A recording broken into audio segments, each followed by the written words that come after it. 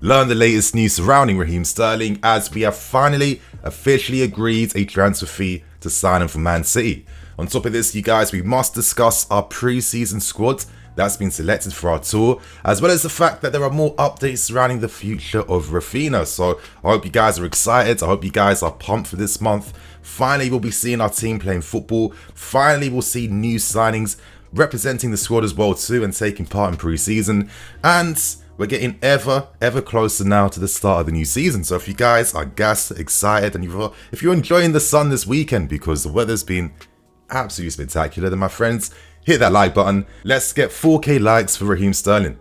Without wasting any more time, naturally, we have to kick things off and let's discuss all the news surrounding Raheem Sterling. So I must start off by apologizing. Last night I would have had this video ready for you guys instantly, but I was out enjoying the sun and seeing a few of my boys yesterday. So I'm here now and let's break down the news and everything that's happened. Of course, we finally have found an official agreement with Man City. There are many conflicting reports though. Some reports have said it's 45 million plus 10 million add-ons. Some are saying it's 50 million, some are saying it's 45 million outright. But it seems like the final figure we'll be signing Sterling for is set at 47.5 million without add-ons, without clauses, etc, etc. For me, for a player that has 1 year left on his deal, and when you'd imagine that we pay most of that money up front in one go, I think that's a very fair price to sign Sterling at. And 47.5 mil for a player in his prime, who's just reached 27 years old as well too, who has a lot to offer, could be a decent investment as we look back over multiple seasons. But regardless, we know that Sterling has already signed a 5-year deal plus an option to extend by a further year. Naturally, if he activates certain clauses in his deal, he'll be one of the best paid players in the Premier League, signing a contract worth just about over 300,000 a week, which is mad money. The only final thing we're waiting for right now is for the player's medical to be booked in, which is expected to happen over the next few days. Once he completes that medical, he'll then fly out to America to join up with his new teammates. So the interesting thing about this move is that tons of Chelsea players in the squad, you'd imagine it'd be a lot of the English guys already, are really excited by Sterling signing for us. Excited by his ability to, of course, spin fullbacks and defenders. That experience and of course his likeable personality as well too. We do know that Sterling was actually considering staying at Man City for one more season to leave on a free at the end of the season. However, after multiple conversations with Tuchel, who assured the player that his wishes will be fulfilled here. He will be that main player, that star player, the player that we rely upon and turn to. And it seems like Tuchel has plans to be using him up front and down that left wing as well too. So if we do use a 4-3-3, I'm already thinking about Ben, Mason Mount, Sterling on that left hand side. That could have really big impacts for the national team as well too. And for me, he's a prime man in his prime years on prime wages. You know, this is his moment now to officially become that star player that the players always wanted to be, the main guy, the focal point in the team, you know, the guy that the whole team relies upon and turns to turn things around and take responsibility. You know, he's shown with lots of glimpses throughout his career with the goals, the assists, the moments of brilliance as well too, that he is a player that can possibly achieve more and can grow more as well too. It'll be very fascinating to see what's going to be done with Sterling during pre-season. I'm all here for it to see what happens, and I guess that's it. Finally, you know, our first official signing. I'm waiting for those announcements. I'm hoping it's going to be a sick video, to be honest with you guys, when he's finally announced. But before we move on, we have a small update on Nathan Ake that we should get out of the way first. Now, with Nathan Ake, we already know he has agreed personal terms with us already. Man City, it was believed that they wanted to receive over 50 mil before selling the player. But it seems that with recent reports that came out over the past few hours, Man City are more than happy to sell Ake as long as it reaches a value closer to the original value City paid to sign Ake in the first place, which was around 41 million. That's a lot more realistic.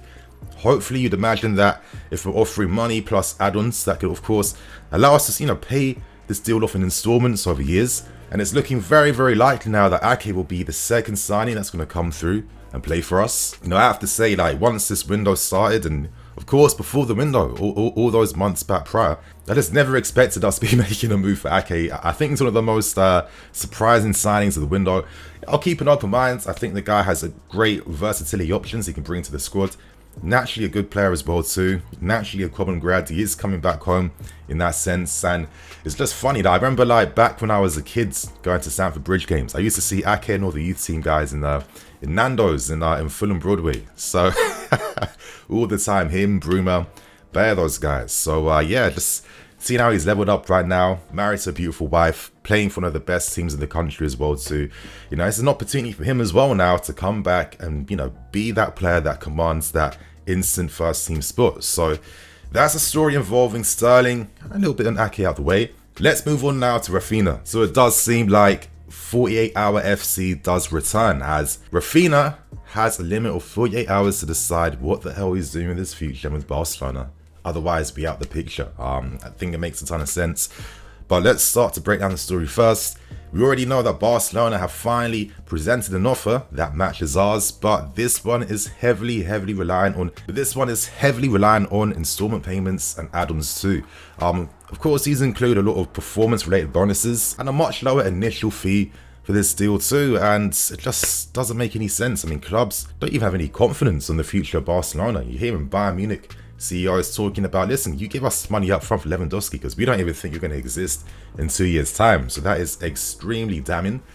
And it only makes sense that Leeds aren't going to be falling into that type of pressure, because commit most of the money up front if you want the guy. It really is that simple. But so right now it seems like Barcelona are still exploring all avenues. You know, their hopes and dreams are to not only sign RAPHINHA, but also keep Dembele.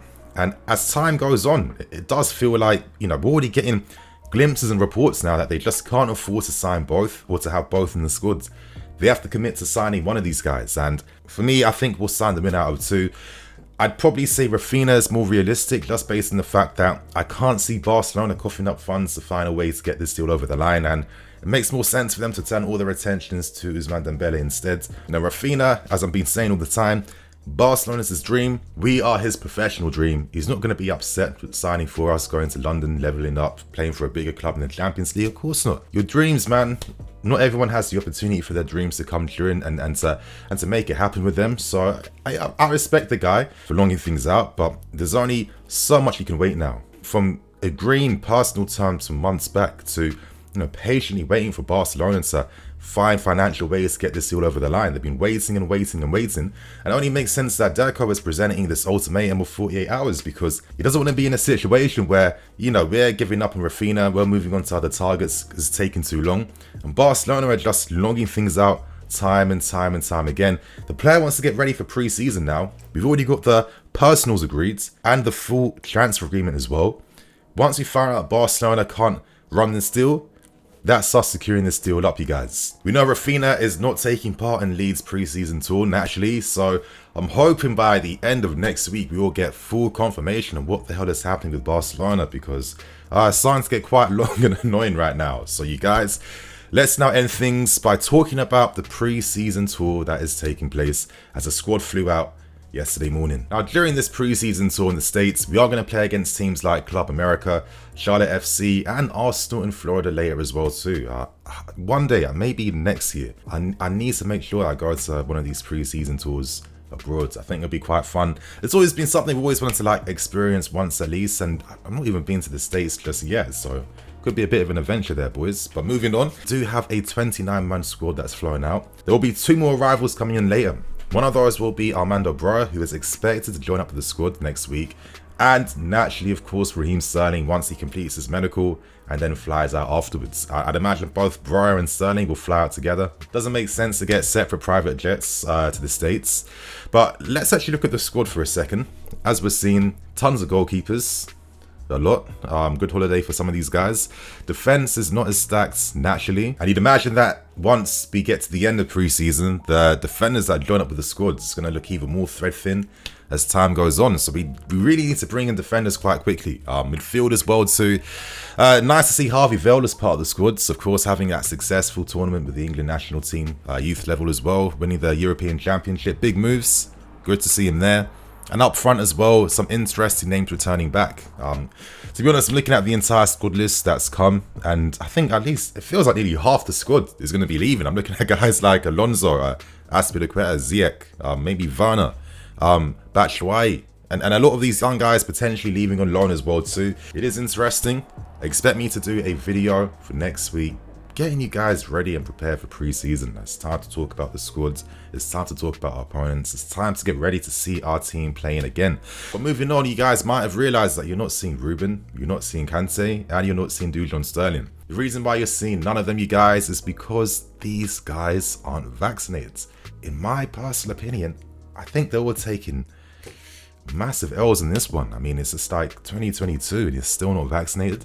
Obviously in the States, they only allow US citizens in. Obviously in the States, they only allow US citizens that are unvaccinated. If you're unvaccinated and you're not a US citizen, you're not allowed in the country. So it's a bit of a mad situation to be in. And I'm surprised that this was something that wasn't maybe communicated a lot earlier. It's common sense, no? If you knew that you booked this US preseason tour time back, maybe the players are refusing to take it, but even then, I don't really understand the reason behind why, to be honest with you. But with Ruben, it's interesting. I wonder if it's maybe strategic based on what I'm about to say now, because reports from Sam Wallace from the Telegraph are stating that we would have been interested in listening to offers for Ruben. That doesn't mean necessarily selling him, but seeing what type of offers we could bring in for the player. Of course, lots of clubs aren't really too interested and keen now on signing unvaccinated players. You'd have thought that every player would be fully vaccinated up, considering all the traveling they're going to back and forth. So I'm hoping these guys just pattern up quickly, get vaccinated, and hopefully we can see them take part in preseason at least. I mean, I'm not too sure how that's going to work, to be fair, but still, yeah, you guys know that I like Ruben. Ideally, I'm hoping he remains here, and with hopes that we could return to a back four system. I'm just praying that I can see 18-19 Ruben cooking again. But seeing how he was used last season, I wouldn't be surprised if he turned into like some fake DM or something like that, to be honest with you. But of course, let's end with some of the youth players not taking part. No Websters, no Dylan Williams, etc, etc. Believe that once the under-21s join up, they could be part of that squad as well. But in the case of players like Ian Maatsen, I was a bit surprised by his omission. I had a video on top 5 players to watch out for pre-season, and obviously I can't release that now once the news of Ian Maatsen broke that he isn't taking part in pre-season. I'm a bit unsure as to why. Of course, we know that he rejected the opportunity to sign for Feyenoord on loan. Is that possibly because maybe he's entertaining more like Premier League and Championship loans? The report stated that he was looking to fight for his place and make something happen here, but that's clearly not going to be happening. And when I'm seeing guys like Alonso and Emerson, you know, going to preseason tours where some of these guys might not even be here by the end of the month, I'm not too sure. I feel like it's a missed opportunity. I can tell you guys this though, 2 clubs showing interest to sign him right now are West Ham and Everton. So you just imagine that what if they do potentially sign him, watch this guy's transfer value triple in the space of a season like they all do when they leave us. And I don't know, I think he would have been a very interesting option to use alongside Ben on that left hand side. But regardless, you guys, you know, pre-season is coming upon us. You know I have you guys covered for pre-season. I am not going to be sleeping. I will be up in the early hours of the morning getting this content out for you guys, so stay tuned. And on that note, I'm going to wrap things up, keep things moving. Thank you for watching. Please like, comment, and subscribe. And of course as well, don't forget that if you want to still buy the new home season kit for next season, I'm your guy. Of course, in the description below, use my affiliate links and use the code DNED10 to get 10% off your final order. So that's everything out of the way. Catch you guys soon. Cool.